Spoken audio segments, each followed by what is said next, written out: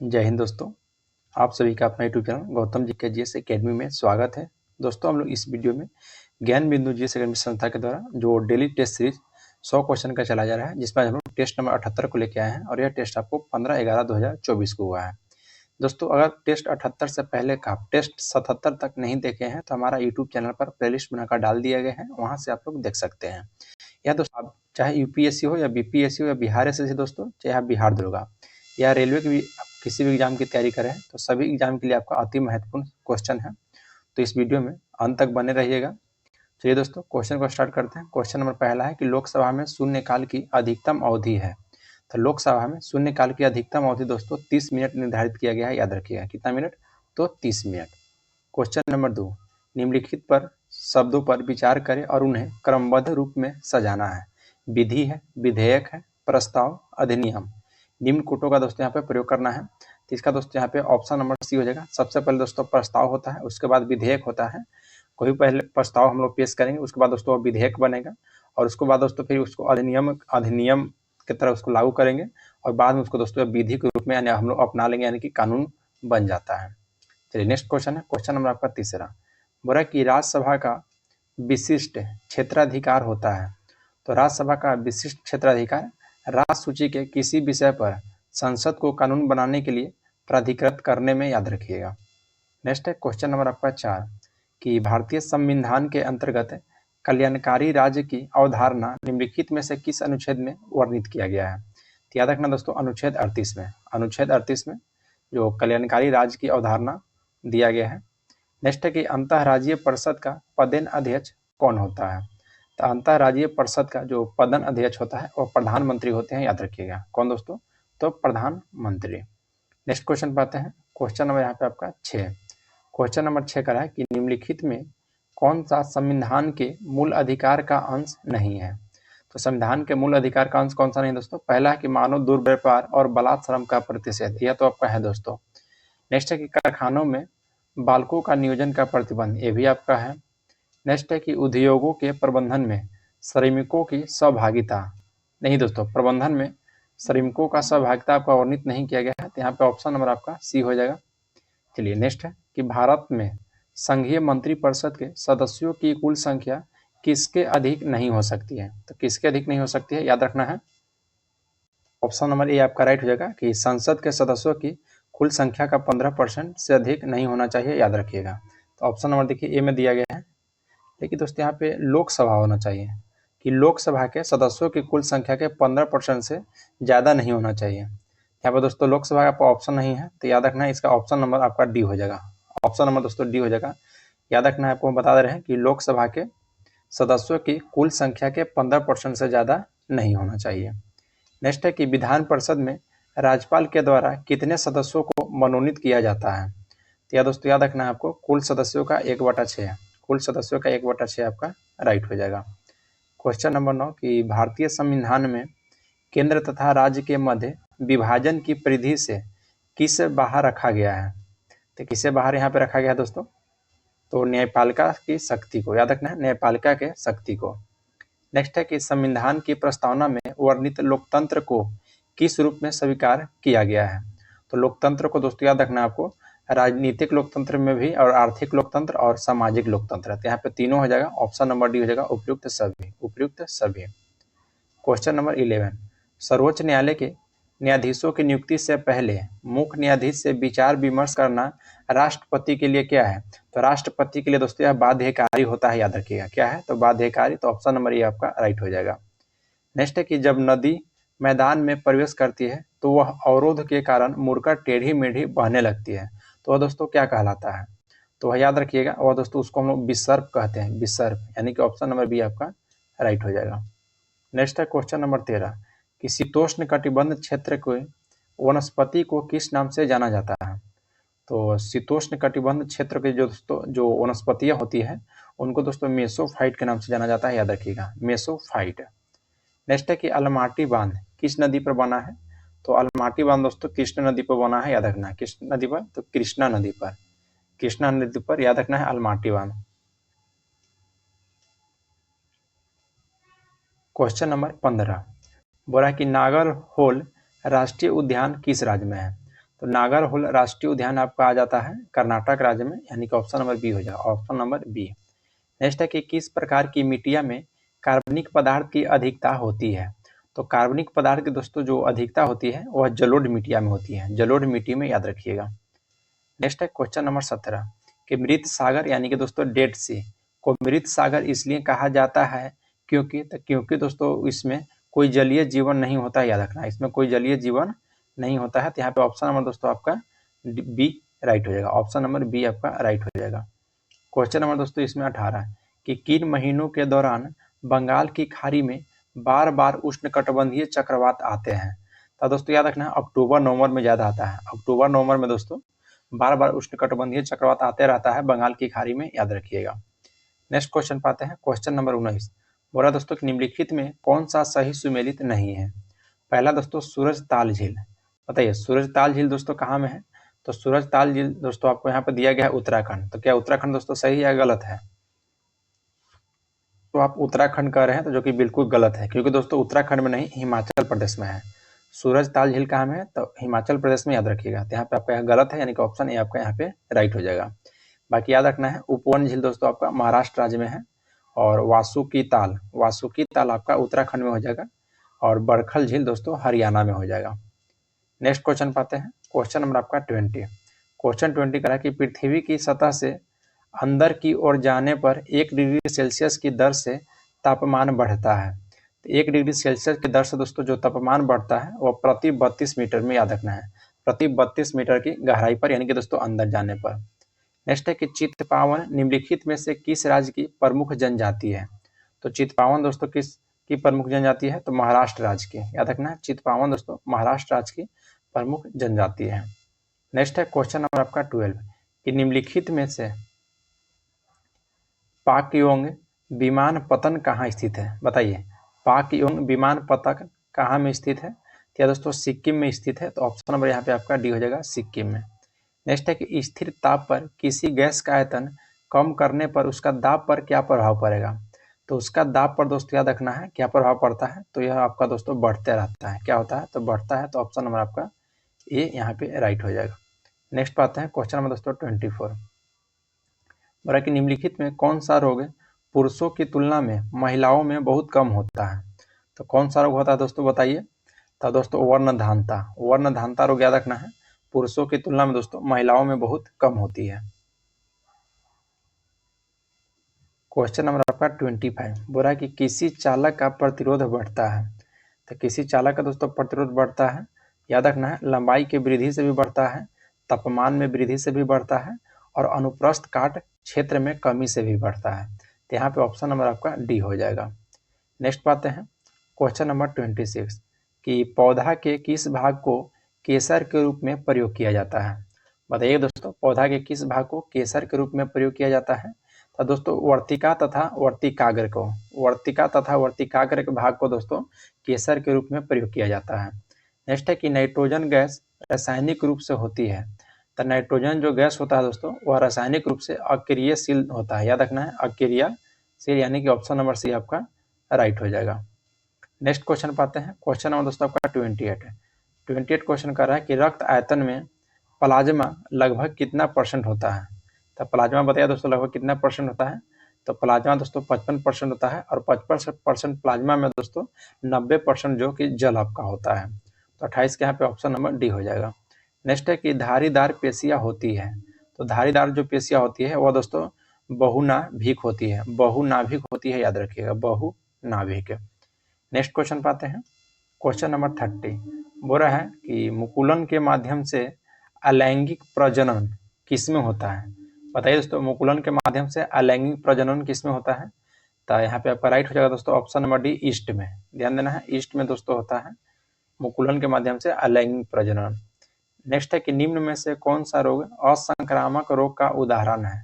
तो असंक्रामक रोग का दोस्तों निम्नलिखित में से कौन सा उदाहरण है। तो दोस्तों देखिए जो कैंसर दिया गया है यह आपका दोस्तों असंक्रामक रोग का उदाहरण है।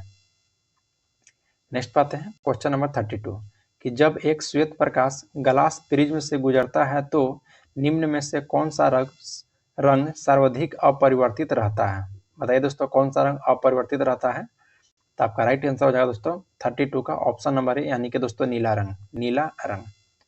नेक्स्ट है कि यदि उच्च तारत्व की ध्वनि को निम्न तारत्व की ध्वनि से बदला जाता है तो घटता है। देखिए दोस्तों, ऐसा क्वेश्चन अक्सर एग्जाम में पूछा जाता है कि अगर उच्च तारत्व की ध्वनि निम्न तारत्व की ध्वनि में जब बदला जाता है तो दोस्तों याद रखना है उसकी आवृत्ति जो होता है वह घट जाता है। आवृत्ति क्या होता है? तो घट जाता है। नेक्स्ट है दोस्तों कि निम्नलिखित में से कौन ऊर्जा वहन नहीं करती है?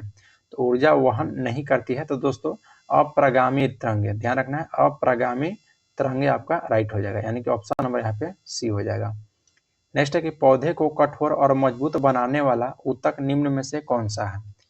तो ध्यान देना है, पौधा का दोस्तों कठोर और मजबूत जो ऊतक बनाता है उस ऊतक का नाम दोस्तों याद रखिएगा स्क्लेरेकाइमा हो जाएगा। स्क्लेरेकाइमा आपका राइट हो जाएगा। नेक्स्ट बात है कि बालों का झड़ना तथा चर्म रोग किस विटामिन के कमी के कारण होता है? तो बताइए दोस्तों, यहाँ पे विटामिन B5 है, B12 है, B7 है और B2 है। तो यदि आप दोस्तों इसका आंसर यदि B7 दे रहे हैं तो बिल्कुल आपका राइट आंसर है ऑप्शन नंबर बी हो जाएगा, B7। क्वेश्चन 37 का है कि श्वसन क्रिया में वायु के कौन से घटक की मात्रा में कोई परिवर्तन नहीं होता है? तो कौन सा है दोस्तों? तो याद रखिएगा नाइट्रोजन। नाइट्रोजन जो है आपका राइट हो जाएगा। नेक्स्ट है कि पराबैंगनी किरणें की खोजकर्ता कौन है? तो पराबैंगनी किरणों के दोस्तों जो खोजकर्ता है वह दोस्तों आपको हो जाएंगे एरीटर। कौन हो जाएंगे? एरीटर। ऑप्शन नंबर डी हो जाएगा। नेक्स्ट क्वेश्चन पाते हैं। क्वेश्चन नंबर दोस्तों आपका 39 बोला कि नींबू निचोड़ने की मशीन किस श्रेणी का उत्तोलक का उदाहरण है? क्या दोस्तों? द्वितीय श्रेणी का याद रखना है। जो नींबू निचोड़ने वाली मशीन होती है दोस्तों वह द्वितीय श्रेणी का उत्तोलक का उदाहरण हो जाता है। चलिए नेक्स्ट क्वेश्चन पाते हैं। क्वेश्चन नंबर दोस्तों यहाँ पे आपका 40 हो जाएगा। क्वेश्चन नंबर 40 क्या कर रहा है ध्यान दीजिएगा। बोला कि निम्न में से किसका उपयोग विनिमय दर अस्थिरता को कम करने तथा लघु आवधिक मुद्रा सट्टेबाजी को दंडनीय बनाने के उपकरण के रूप में किया जाता है? तो दोस्तों याद रखना है टोबिन टैक्स का। टोबिन टैक्स का तो ऑप्शन नंबर यहाँ पे सी हो जाएगा, टोबिन टैक्स का। नेक्स्ट क्वेश्चन पाते हैं कि निम्नलिखित में कौन सी संस्था वित्तीय स्थिरता रिपोर्ट जारी करता है? तो यह दोस्तों याद रखना है भारतीय रिजर्व बैंक के द्वारा जारी किया जाता है। तो यहाँ पे ऑप्शन नंबर दोस्तों आपका सी हो जाएगा, भारतीय रिजर्व बैंक। नेक्स्ट है क्वेश्चन नंबर 42 कि पारस्परिक मांग की अवधारणा का प्रतिपादन किसके द्वारा किया गया था? क्या दोस्तों? J.S. मिल के द्वारा। J.S. मिल के द्वारा। नेक्स्ट है कि किस कंपनी के डिवेंचर धारक उसके हैं? तो जो डिवेंचर धारक होते हैं दोस्तों किसी कंपनी के वह दोस्तों लेनेदार होते हैं। याद रखना है लेनदार होते हैं। ऑप्शन नंबर ए हो जाएगा। नेक्स्ट पाते हैं क्वेश्चन नंबर 44 बोला कि कोठारी आयोग, ध्यान देना है कोठारी आयोग निम्नलिखित में से किससे संबंधित है?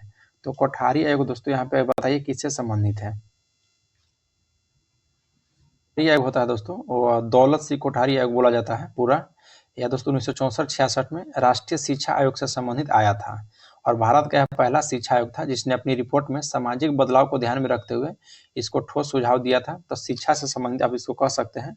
तो ऑप्शन यहाँ पे नहीं है तो ऑप्शन नंबर आपका डी राइट हो जाएगा। ऑप्शन नंबर यहाँ पे आपका डी हो जाएगा, याद रखिएगा। चलिए नेक्स्ट क्वेश्चन पाते हैं कि ऑर्डिनेंस फैक्ट्री दोस्तों बोर्ड कहाँ में स्थित है? तो आपका राइट आंसर हो जाएगा 45 का ऑप्शन नंबर डी, कोलकाता में स्थित, याद रखना है। ऑर्डिनेंस फैक्ट्री कहाँ में है? तो कोलकाता में स्थित है। नेक्स्ट है कि बलियापाल आंदोलन किससे संबंधित है?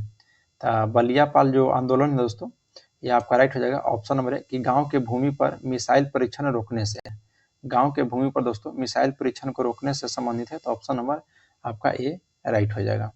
नेक्स्ट है क्वेश्चन नंबर 47 कि निम्नलिखित में किस अनुनय क्रिया में एक प्रजाति को लाभ होता है और दूसरी प्रजाति अप्रभावित रहती है? बताइए दोस्तों। क्या ध्यान देना आपको दोस्तों सहभोजिता में। 48 कर रहा है कि निम्नलिखित में कौन सा सही सुमेलित नहीं है? पहला दोस्तों लाल पंडा परियोजना जो कि 1994, देखिए दोस्तों यहाँ पे गलत है, यानी कि ऑप्शन ये हो जाएगा, यह सुमेलित नहीं है। लाल पंडा परियोजना 1994 में हो जाएगा। फिर हुंगुल परियोजना दोस्तों 1970 में बिल्कुल सही है। हाथी परियोजना 1992 में। हिम तेंदुआ परियोजना दोस्तों 2009 में। याद रखना है यहाँ पे लाल पंडा परियोजना पूछेगा तो 1994 हो जाएगा। चलिए नेक्स्ट क्वेश्चन पाते हैं। क्वेश्चन नंबर दोस्तों आपका 49 और कि राष्ट्रीय जैव विविधता प्राधिकरण का मुख्यालय कहाँ अवस्थित है? राष्ट्रीय जैव विविधता प्राधिकरण का दोस्तों जो मुख्यालय अवस्थित है वह दोस्तों चेन्नई में है, याद रखिएगा। नेक्स्ट है कि निम्न में से कौन सा कंप्यूटर प्रोग्राम में त्रुटि को दर्शाता है जिससे अप्रत्याशित परिणाम प्राप्त होता है। तो अप्रत्याशित यानी कि हो जाएगा आप यहाँ पे बग हो जाएगा, अप्रत्याशित परिणाम दोस्तों बग आपका राइट हो जाएगा। नेक्स्ट है क्वेश्चन नंबर 51 कि निम्नलिखित में कौन सा कथन आउटपुट यूनिट के संबंध में सत्य है।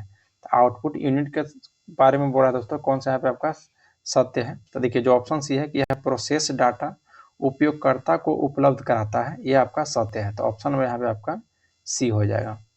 नेक्स्ट क्वेश्चन है कि निम्नलिखित किस कृषि विधि में एक बड़ी फसल के नीचे दूसरी अन्य फसल को बोया जाता है।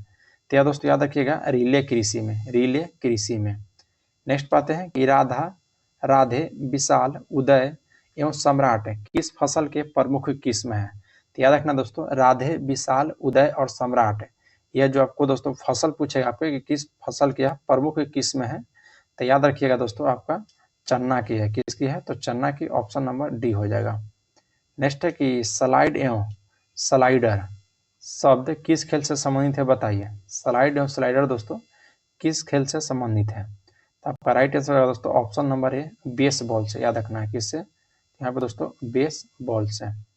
नेक्स्ट है कि बेलोड्रम किस खेल का परिसर है। तो दोस्तों जो बेलोड्रम है ये आपका दोस्तों साइकिलिंग का परिसर है, साइकिलिंग का, याद रखिएगा। नेक्स्ट पाते हैं कि भारत का प्रथम विमानवाहक पोत कौन सा है।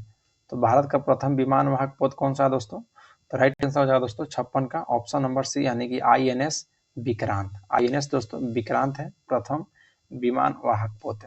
नेक्स्ट है कि वह रेखा जो धूप के समान अवधि वाले स्थान मिलाते हुई खींची जाती है, बताइए दोस्तों वह कौन सा रेखा है। ऑप्शन नंबर डी हो जाएगा समधूप रेखा, ध्यान रखना है समधूप रेखा। नेक्स्ट है कि भारतीय साप्ताहिक मीरात उल अखबार किसने प्रकाशित किया था। देखिए दोस्तों सबसे पहले तो यहाँ पे आपको ध्यान रखना है कि जो मीरात उल अखबार पुस्तक था वह दोस्तों साप्ताहिक था, साप्ताहिक उसको रन किया जाता था।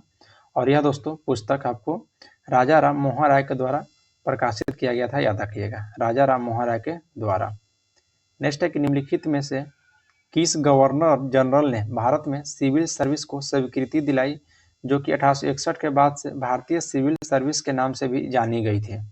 तो आपका राइट आंसर होगा दोस्तों यहाँ पे 59 का option number C Lord Cornwallis, याद रखिएगा लॉर्ड कर्नवालिस।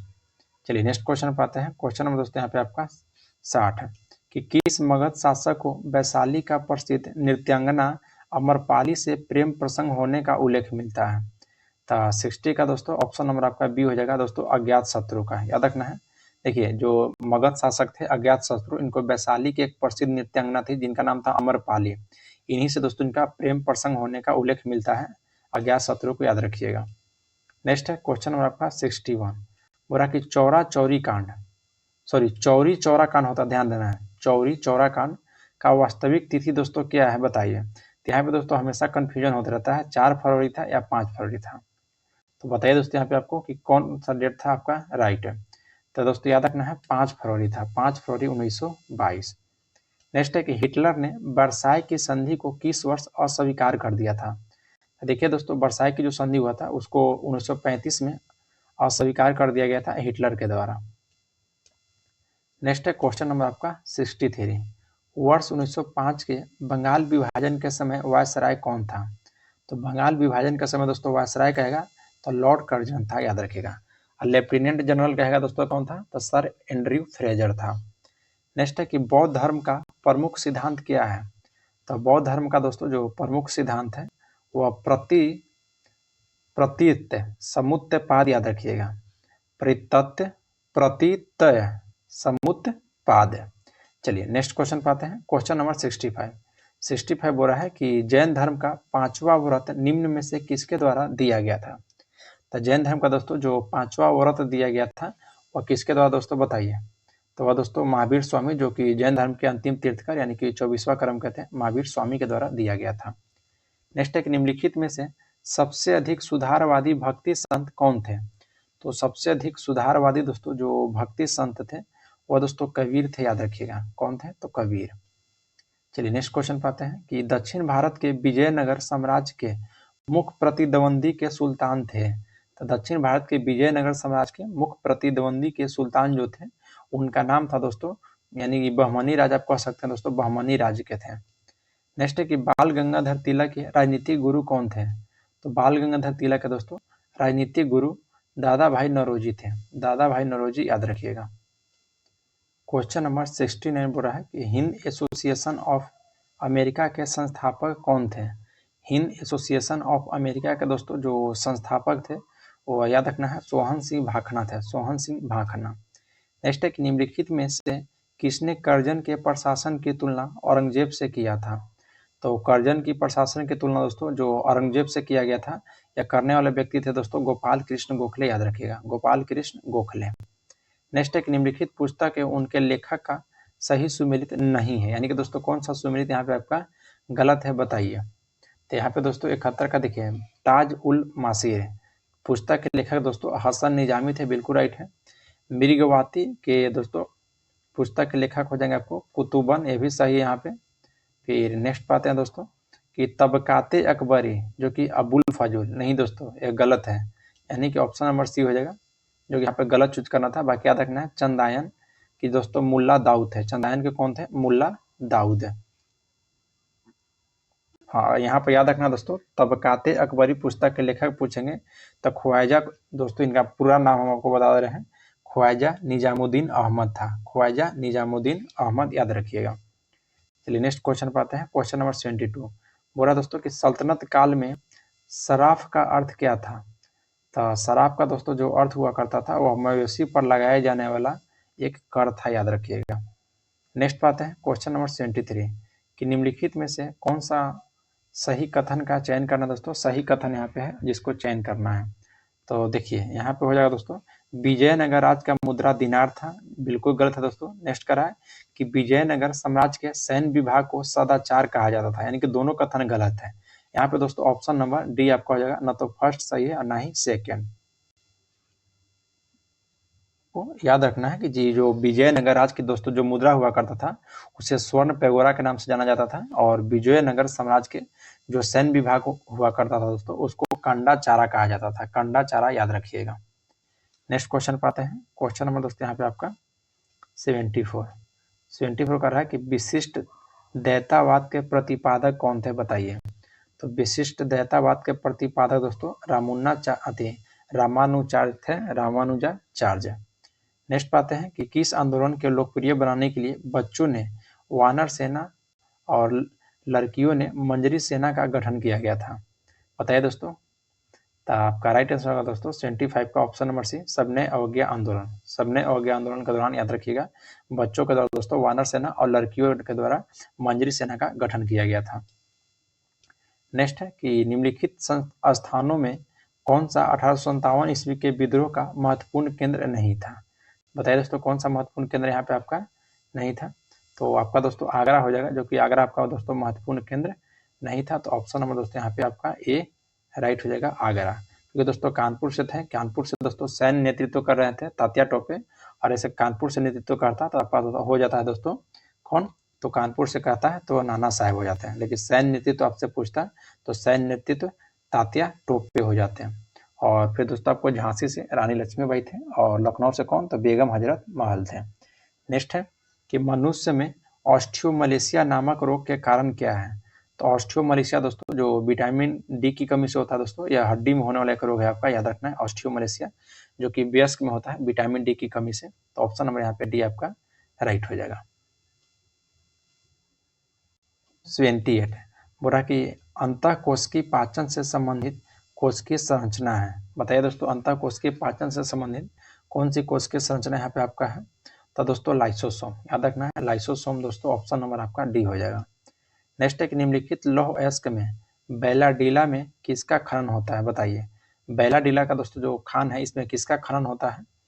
तो दोस्तों हेमेटाइट का, ऑप्शन नंबर होगा दोस्तों डी हेमेटाइट का। क्वेश्चन नंबर 80 बोला कि निम्नलिखित में से किस राज्य ने पंचायती राज संस्थाओं में स्त्रियों के 50% आरक्षण को वैध किया है? बिहार में, उत्तराखंड में, मध्य प्रदेश में, हिमाचल प्रदेश में, बताइए किस में किया है? तो दोस्तों यहाँ पे आपको याद रखना है बिहार में भी किया गया है, उत्तराखंड में भी किया गया है, मध्य प्रदेश में और हिमाचल प्रदेश में भी है, यानी कि ऑप्शन नंबर यहाँ पे दोस्तों डी हो जाएगा 1 2 3 4। चलिए नेक्स्ट क्वेश्चन पाते हैं। क्वेश्चन नंबर 81, समाज का सावयवी सिद्धांत किसने दिया था? तो समाज का दोस्तों जो सावयवी सिद्धांत दिया था या किनके द्वारा दिया गया था? क्या दोस्तों ऑप्शन यहाँ पे 81 का हो जाएगा ऑप्शन में बी, हर्बर्ट स्पेंसर। याद रखना है हर्बर्ट स्पेंसर हो जाएगा, ऑप्शन नंबर बी यहाँ पे राइट हो जाएगा। नेक्स्ट क्वेश्चन है क्वेश्चन नंबर आपका दोस्तों 82, लोक नृत्य लेजिम किस भारतीय राज्य से संबंधित है? बताइए दोस्तों लेजिम जो है किस भारतीय राज्य से संबंधित है? तो आपका राइट हो जाएगा दोस्तों महाराष्ट्र से, महाराष्ट्र से याद रखिएगा। नेक्स्ट पाते हैं क्वेश्चन नंबर 83, बोला कि निम्नलिखित में कौन एक सितार वादक है? तो कौन यहाँ पे दोस्तों आपका एक सितार वादक है बताइए। तो 83 का दोस्तों आपका राइट आंसर हो जाएगा ऑप्शन नंबर डी दोस्तों पंडित रविशंकर, पंडित रविशंकर याद रखिएगा। चलिए नेक्स्ट क्वेश्चन पाते हैं कि सेकरनेई त्यौहार निम्न में से किस राज्य में मनाया जाता है? तो सेकरनेई का दोस्तों जो त्यौहार है ये आपका दोस्तों नागालैंड में मनाया जाता है, याद रखिएगा। कहाँ में? तो नागालैंड में।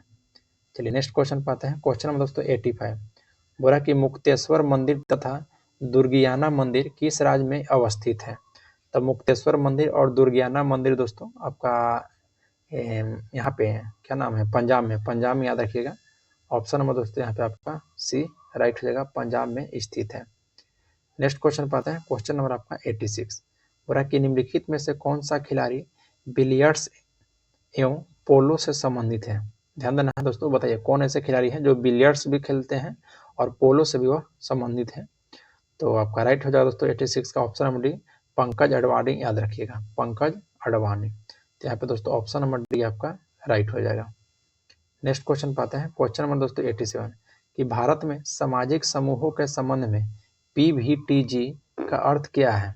तो पीवीटीजी का दोस्तों जो यहाँ पे अर्थ होता है और दोस्तों पार्टिकुलरली वल्नरेबल ट्राइबल ग्रुप से, यानी कि ऑप्शन नंबर दोस्तों आपका सी राइट हो जाएगा। ऑप्शन नंबर यहाँ पे दोस्तों आपका सी राइट हो जाएगा। चलिए नेक्स्ट क्वेश्चन पाते हैं कि विश्व भर में मानवाधिकार दिवस प्रति वर्ष किस तिथि को मनाया जाता है? तो मानवाधिकार दोस्तों 10 दिसंबर को मनाया जाता है, याद रखिएगा। कब मनाया जाता है? तो 10 दिसंबर को। नेक्स्ट है कि नोबेल पुरस्कार देने वाली संस्था स्वीडिश अकादमी किस क्षेत्र से संबंधित है? तो स्वीडिश अकादमी रखना है दोस्तों आपको साहित्य से, कहाँ से? तो साहित्य से संबंधित है। नेक्स्ट है कि हाल ही में प्रोजेक्ट परी को किस मंत्रालय के द्वारा लॉन्च किया गया है? तो परी को जो लॉन्च किया गया दोस्तों ये आपको संस्कृत मंत्रालय के द्वारा, याद रखिएगा, संस्कृत मंत्रालय के द्वारा। नेक्स्ट है क्वेश्चन नंबर 91, किस राज्य ने 2024 के लिए सर्वश्रेष्ठ कृषि राज्य का पुरस्कार जीता है? तो सर्वश्रेष्ठ कृषि राज्य का दोस्तों जो पुरस्कार जीता है वो याद रखना है महाराष्ट्र जीता है, महाराष्ट्र।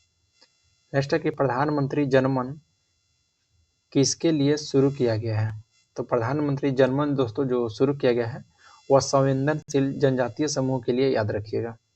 नेक्स्ट पाते हैं क्वेश्चन नंबर 93 बोला कि मणिपुर हिंसा की जांच हेतु किनकी अध्यक्षता में आयोग का गठन किया गया था? क्या दोस्तों अजय लांबा की अध्यक्षता में, याद रखिएगा। नेक्स्ट पाते हैं कि हाल ही में राष्ट्रीय बाल अधिकार संरक्षण आयोग ने झारखंड को किन खदानों को बाल श्रम मुक्त घोषित किया है? तो बाल श्रम मुक्त जो घोषित किया गया है दोस्तों वो आपका जो ओबरा की खदान है झारखंड में, याद रखिएगा, यानी कि ऑप्शन नंबर सी हो जाएगा। नेक्स्ट पाते हैं क्वेश्चन नंबर आपका 95, बोला कि मंदार किस पर्यटन परिपथ के अंतर्गत है? तो मंदार हो जाएगा आपका दोस्तों यानी कि ऑप्शन नंबर बी जैन परिपथ से, याद रखिएगा, जैन परिपथ। नेक्स्ट है कि भागलपुर में किस उद्योग का सर्वाधिक विकास हुआ है? तो जो भागलपुर में दोस्तों सर्वाधिक जो विकास हुआ है, अच्छा वस्त्र में पूछ रहा है तो याद रखना है कृषि आधारित उद्योग, कृषि आधारित उद्योग आपका राइट हो जाएगा। ऑप्शन नंबर यहाँ पे डी, नहीं कृषि नहीं दोस्तों, यहाँ से रेशम वस्त्र हो जाएगा, वस्त्र, रेशमी वस्त्र उद्योग, याद रखिएगा, रेशमी वस्त्र उद्योग। चलिए नेक्स्ट क्वेश्चन पाते हैं कि किस झील में साइबेरियाई पक्षी प्रवास करते हैं? साइबेरियाई पक्षी प्रवास करते हैं दोस्तों, बताइए किस झील में? तो दोस्तों कांवड़ झील में, याद रखिएगा, कांवड़ झील में। नेक्स्ट है कि बिहार में केंद्रीय सचिवालय की स्थापना कब किया गया था? तो बिहार में दोस्तों जो केंद्रीय सचिवालय की स्थापना किया गया था वर्ष 1912 में, याद रखना है, वर्ष 1912 में। देखिए दोस्तों हम लोग यहाँ पे आज सेट नंबर कौन सा देख रहे हैं? तो सेट नंबर 78 देख रहे हैं। यदि आप लोग को दोस्तों वीडियो अच्छा लग रहा होगा तो लाइक जरूर कीजिएगा, और आप हमारा यूट्यूब चैनल पर दोस्तों पहली बार आए हैं तो चैनल को सब्सक्राइब कर लीजिए और बेल आइकन को प्रेस कर लीजिए कि दोस्तों जो भी वीडियो अपलोड किया जाएगा सबसे पहले आपके पास नोटिफिकेशन पहुंच जाएगा। चलिए दोस्तों, इस सेट को हम लोग समाप्त कर लेते हैं। हाँ, इसका पीडीएफ का सवाल है दोस्तों, तो पीडीएफ के लिए आप देखिए यूट्यूब पर कोई भी क्लास होता है, कोई भी यहाँ वीडियो अपलोड होता है, तो उसका दोस्तों पीडीएफ आपको टेलीग्राम पर मिलता है। टेलीग्राम में जुड़ने के लिए दोस्तों हमारा देखिए डिस्क्रिप्शन में टेलीग्राम का लिंक दिया गया है, उस लिंक के माध्यम से टेलीग्राम में जुड़ जाइए। अगर लिंक आपके पास मोबाइल में दोस्तों ओपन नहीं होता है तो टेलीग्राम पर जाके जो आपका यूट्यूब चैनल का नाम है गौतम जीके जीएस एकेडमी, वही दोस्तों वहाँ पे सर्च मारिएगा तो आपका टेलीग्राम चैनल आ जाएगा। चलिए दोस्तों, 2 क्वेश्चन है, इसको भी हम लोग देख लेते हैं।